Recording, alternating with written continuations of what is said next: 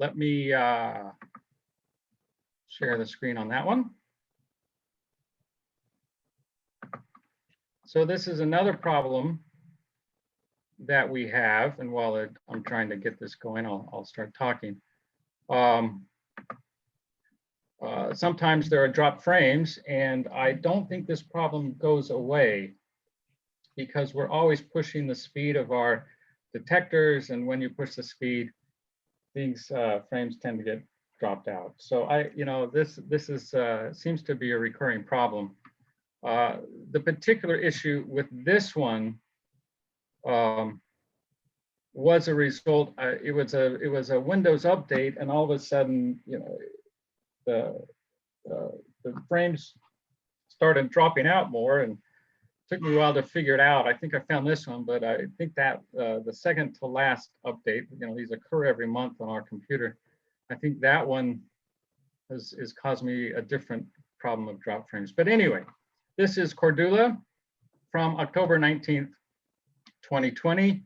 Again, it's one of these paths here that goes on the East Coast. You do not find these in Occult Watcher unless you are in the personal prediction area, because we generate these. These tend to get missed by the national feed, the IOTA feed, and even the low mag feeds, because, well, who cares about what goes on the East Coast, right? Because it's always cloudy here.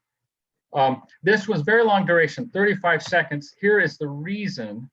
This is the path of the asteroid going through its basic retrograde motion, and the time of the asteroid was right here in its path. When you get close to the stationary event, the duration tends to increase. It's really kind of like a sweet spot. If you can catch an occultation in this time, you can really extend the duration. So, and I did not report this observation, even though I measured it, because of the timing issue that I'm about to show. This was the other observation that was done on it, which was Rick Bria. So we did not end up submitting it, and John got tired of waiting and passed it through. But the data are available. I'm now pretty confident with the answer that I have. Again, Westport equipment, Celestron 14, Edge HD with the Q174. Here's the telescope inside the dome. Looks kind of small, but oh, this is a beautiful scope. That is an absolutely beautiful scope, and these are the people who put it in. This is another scope that we've tried to do a couple occultations on. This is a 25-inch obsession that we pull out of the shed here every so often, and so far no successes with this guy. It's a real beast to work with, and this is one of the most beautiful shots. So the Westport Astronomical Society, most of the people who are members do astrophotography, great shots like this on the left. So I'm a little bit of the oddball. So here's the event as measured, and I'm using MATLAB to do the analysis by myself. Because of this event, I decided I should try and understand how these algorithms work a little better. Yellow line is reference star. Here is our observation. Looks pretty good. If you zoom in on it, on the right here, this is the observation. Now these red vertical lines here are places where frames were dropped. So we were having, this is a half a second exposure, and we lost a frame right near the D time, and we lost a frame right near the R time. How bad can it get? So there it is. Those are missing. So what do? Here's just another, this is the time difference between the different frames, and you can see that most of the events are at half a second. There are some events here that are at 1 second, so 9% of the frames were actually dropped. There's also this jitter here that I still have and I don't quite understand. If anyone sees this and knows what it is, please let me know. Please DM me. So there's some jitter at the 10 millisecond level in the timing from our QHY. Okay, so what did I do to do this? First thing I did was, well, it wasn't the first thing, but I did a Monte Carlo. I'm trying to simulate can I fit events And so I'm going to simulate an occultation. It's instead of 30 seconds, it's going to be 10 seconds. I'm going to start the D at second 50, and then 10 seconds later, it's going to go back. And I'm assuming no diffraction, constant background. Now, how do you determine this? So this is a least, basically least squares. I'm using the formalism of maximum likelihood, which is equivalent to a least squares fit, chi-square fit for Gaussian distributions, normal distributions. Anyway, what you want to do is you want to find the place where it's most likely to have occurred, hence the name maximum likelihood. For the D, here's the what we'll call the likelihood function. This is the statistical value of where they think where the program thinks the maximum is based upon this simulation with this noise input that is made to mimic the event on hand, the Cordula event. And so the D should be here, and here's the R, and it should be nice and symmetric, which it is, okay? I've also assumed no autocorrelation between frames, which I know changes the results just a little bit. So now here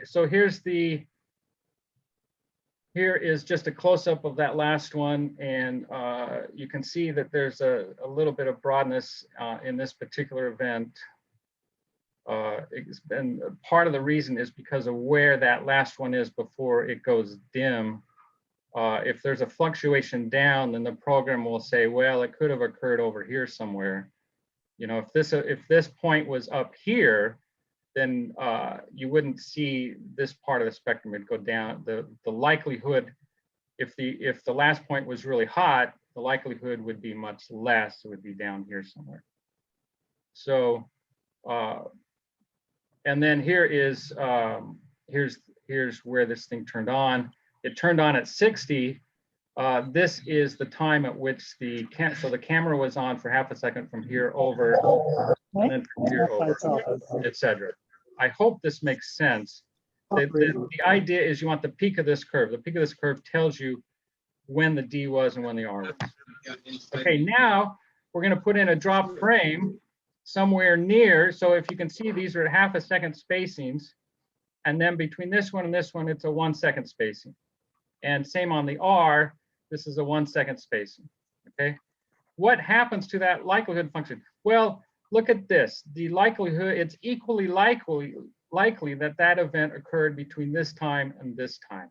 So it's equally likely in here that the D could have been here as equally as it could have been here. Same on the R could have been here as equally as it could have been here. So the R could go basically right up to this point there. So that gives me confidence that since I can simulate this pretty well, it gives me confidence that I can make an estimate, a good estimate of what the uncertainties are in the D time and the R time. This is just a plot of the difference between the Monte Carlo disappearance time and the fitted disappearance time. This is assuming no drop frames.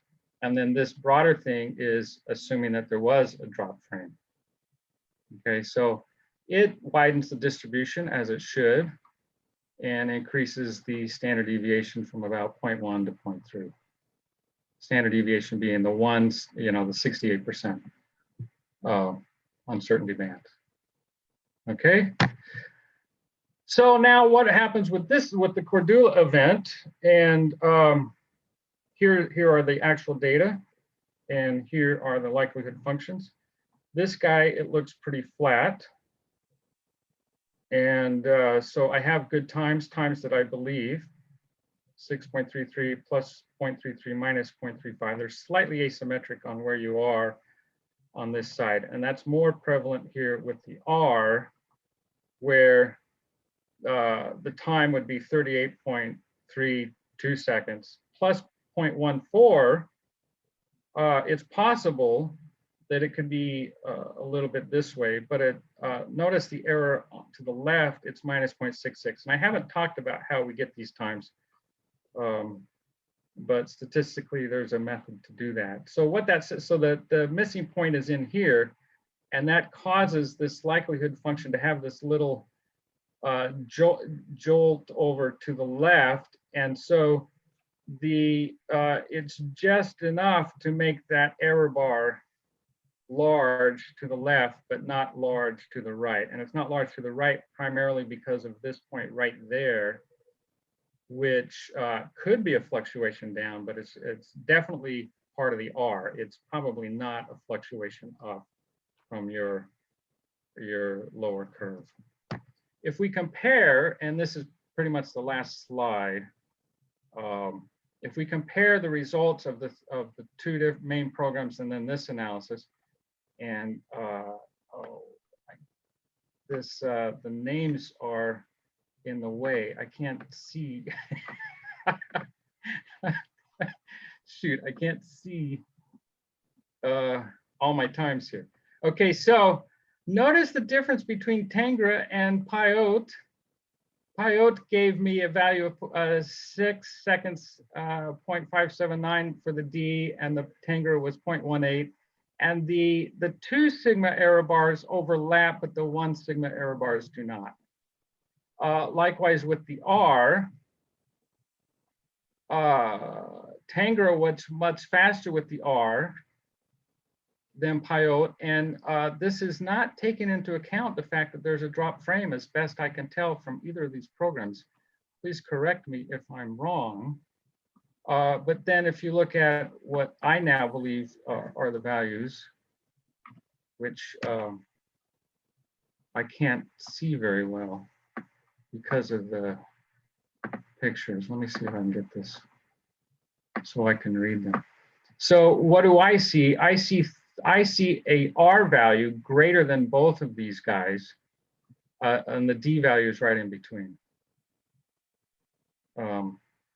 Now, my left error bar does encompass both of these guys, but my most likely time is in fact later, and you can see that in the data because of this point right there.